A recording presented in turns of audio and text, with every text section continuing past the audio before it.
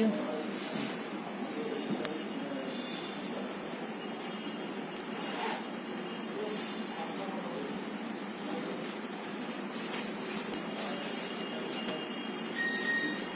সন্ধ্যা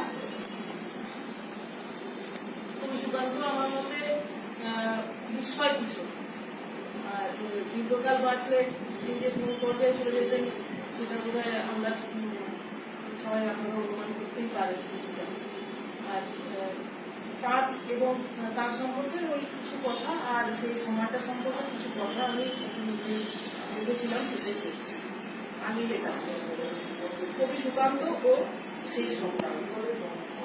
19 শতকের ভাবধারার ন্যায়নীতিতে আস্থা, ঈশ্বরে বিশ্বাস, নিরুদ্বিগ্ন আদর্শের প্রতি প্রশ্নহীন আত্মসমর্পণ প্রথম বিশ্বযুদ্ধে প্রচন্ডভাবে ঝাঁকুনি খেল। গতানুগতিক সামাজিক, রাজনৈতিক, পারিবারিক ব্যবস্থা সবকিছুর উপর একটা অবিশ্বাস জন্মালো, যাতে মানুষের মননে, সাহিত্যে সবদিকে একটা পরিবর্তনের ছোঁয়া লাগলো। রবীন্দ্রনাথ নিজেই নিজের কাব্যের রীতি ও বিষয়ে বদল ঘটিয়ে গতানুগতিকতায় কিছুটা ধাক্কা দিয়েছিলেন।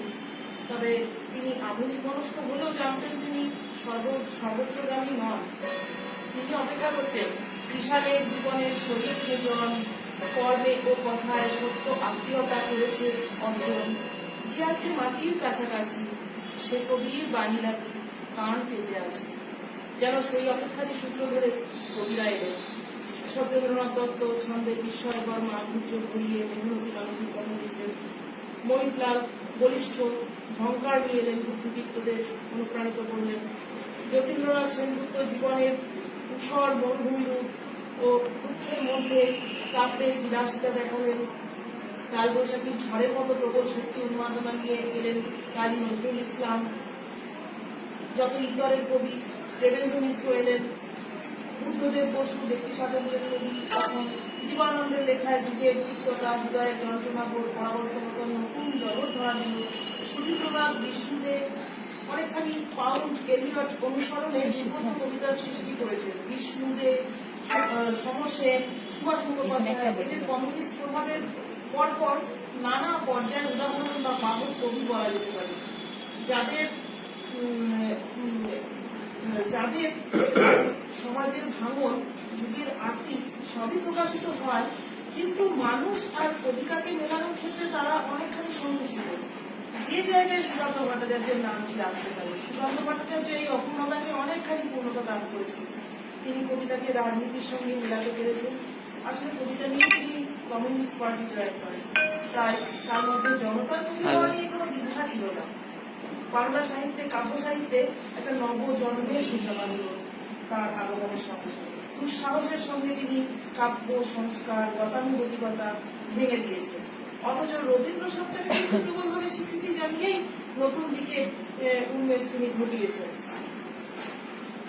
বাড়িতে তিনি সেই পরিবেশ পেয়েছিলেন। স্বাস্থ্য জ্যাঠামশাই, পিতার পুস্তক প্রকাশনের সূত্রে বাড়িতে নানা লোকজনের যাতায়াত। আর মা সুনীতি দেবী, রামায়ণ মহাভারত, মা সুনীতি দেবী তাকে জেনেছিলেন। জেঠুতো দিদি রানীর কাছে রবীন্দ্রনাথ, বইমাত্রেয় দাদার স্ত্রীর দেখভালে ছড়া ইত্যাদি পাঠ। তার বড় হয়ে ওঠার এই সঙ্গীগুলি মা আর রানী দিদিকে বিশেষ করে হারিয়ে তিনি প্রচন্ডভাবে আহত হন। পরে অরুণাচল বসুর মতো বন্ধু, তার মা সরলা বসুর মতো শিক্ষিকা, সাহিত্যিক পাওয়ায় তার জীবনে অনেকখানি তাজা হাওয়া আসে। আরো নানা বন্ধু এবং শিক্ষক তাকে স্নেহ করতেন, কিন্তু আবার রাজনীতি করার জন্য অনেকে তাকে খুব একটা ভালো চোখে দেখেননি, এমনও হয়েছে। প্রাথমিক স্কুলে পড়ার সময়ই সঞ্চয় নামক হাতে লেখা পত্রিকা বের করেছিলেন। হাই স্কুলে বের করেন সপ্তমিকা। 1347 সম্ভবত তার প্রথম রচনা বের হয় শিক্ষা পত্রিকায়।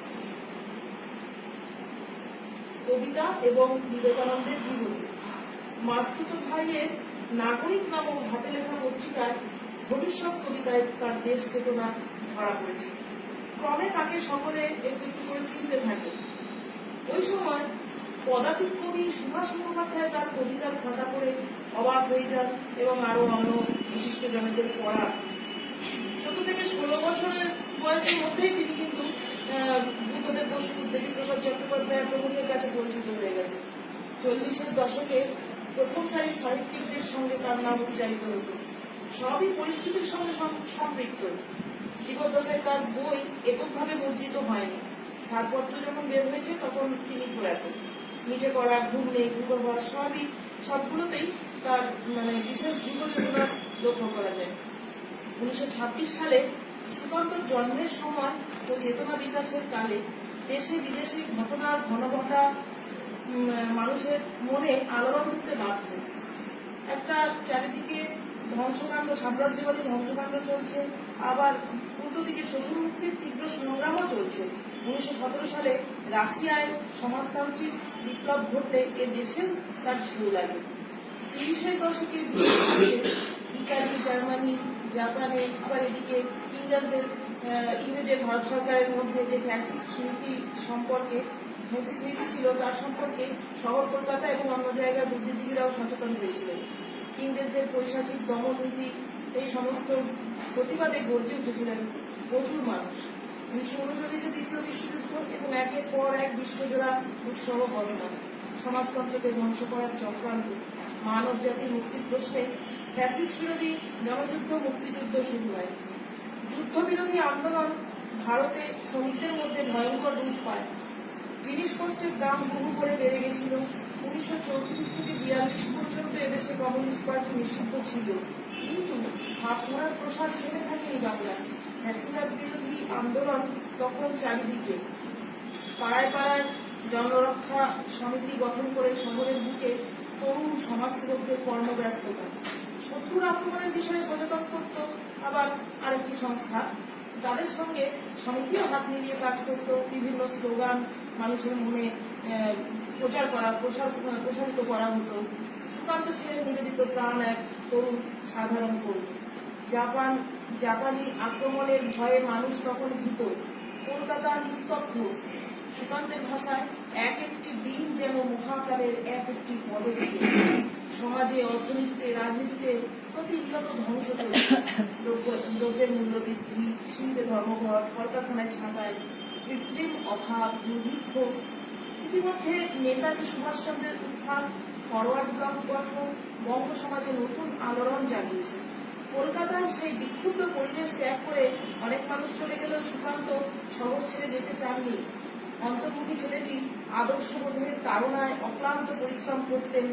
সমাজসেবামূলক কাজের জন্য বিনামূল্যে কোচিং ক্লাস, লাইব্রেরি প্রতিষ্ঠা, জনরক্ষা সমিতি, স্বেচ্ছাসেবক গ্রুপের পোস্টার লাগানো, কন্ট্রোলের দোকানে লাইন সাজানো, ছাত্র ধর্মঘটে অংশগ্রহণ। তার কলমে সেই অভিজ্ঞতা ঝরে পড়ে যা সকলেই শুনেছেন। আমার বসন্ত কাটে, খাদ্যের শাড়িতে প্রতীক্ষায়। যুগের তালে চলেছে তার কলম, প্রত্যক্ষ অভিজ্ঞতার পটভূমিতে। উদীয়মান সাহিত্যিক সোমেনচন 1942 সালে ফ্যাসিবাদ বিরোধী মিছিলে খুন হয়ে যাবার পর মানুষ ফ্যাসিবাদী চিন্তার বিরুদ্ধে আরো সচেতন হয়ে ওঠে। ফ্যাসিবাদী লেখক ও শিল্পী সংঘ প্রতিষ্ঠিত হল। সুকান্তের সাহিত্য চিন্তাও সেদিকে ধাবিত হল। বিশিষ্ট লেখকদের সঙ্গে সুকান্ত মধ্যবিত্ত কবিতাটি বেরিয়েছিল। সুভাষ মুখোপাধ্যায়, গোলাম কুদ্দুস সম্পাদিত একসূত্রে কাব্য সংকলন। সংঘের আরেকটি সংকলনে তার জনযুদ্ধের গান, কবিতা বের হয়। মানুষের তৎকালীন দুঃসহ পরিস্থিতি তার কবিতাগুলি ফুটে উঠল। দুর্ভিক্ষ বিষয়ক কাব্য সংকলন আকাল সম্পাদনায় তিনি যথেষ্ট যোগ্যতার পরিচয় দিয়েছেন। তার রূপক কাব্যনাট্য অভিযান মঞ্চস্থ করেছিল কিশোর বাহিনী। কমিউনিস্ট পার্টির কিশোর বাহিনীর দায়িত্ব সুকান্ত পান 1943-এ, যার পরের বছর তিনি কমিউনিস্ট দলের সদস্য পদ পান। যাই হোক, রবীন্দ্রনাথের প্রতি কবিতায় ক্ষুধা ও দুর্বোধ্য গল্পে দুর্ভিক্ষের শিল্পমণ্ডিত চিত্র ও আত্মবিশ্বাসও কিন্তু ধরা পড়ে। এই আত্মবিশ্বাস প্রত্যক্ষ রাজনীতির সঙ্গে যোগাযোগের পূর্বে ছিল না। সে সময় ছিল এক স্বপ্নময়তা, কখনো বা বিষণ্ণতা, কিন্তু পরে বহির্জগতের আন্দোলনগত ক্ষোভ ওই নিরাশাকে ভাসিয়ে নিয়ে গেছে তার লেখায়। কর্মব্যস্ততায় কাব্য বিষণ্ণতা কেটেছে ঠিকই, কিন্তু সমসাময়িক বিভৎস যুগ কবিকে স্থির হতে দেয়। পৃথিবীর দুঃখতায় এক অবসান এসেছিল যা তার রচনা শক্তিকে গ্রাস করেছিল বলে সরলা বসুর কাছে লিখেছিলেন কবি। পারিবারিক সমস্যা, আর্থিক প্রতিকূলতা তাকে ভীষণ ধাক্কা দিয়েছিল। মাতৃহারা ছেলেটির আত্মহারা, নিঃস্বার্থ কঠিন পরিশ্রমের আদান করানোর কেউ ছিল না। অসুস্থতা তাঁর রুগ্ন শরীরে খুব সহজেই জাঁকিয়ে বসে। অসহ্যদের কবিতায় একই সঙ্গে তার অসুস্থতা ও সাম্প্রদায়িক কুৎসিত দিনের বিপদে জাগ্রত চেতনার প্রকাশ দেখা যায়। ব্যর্থতা বুকে অক্ষম দেহ, বহু অভিযোগ আমার ঘাড়ে, দিনরাত শুধু চেতনা আমার নির্দয় হাতে চাবুক মারে।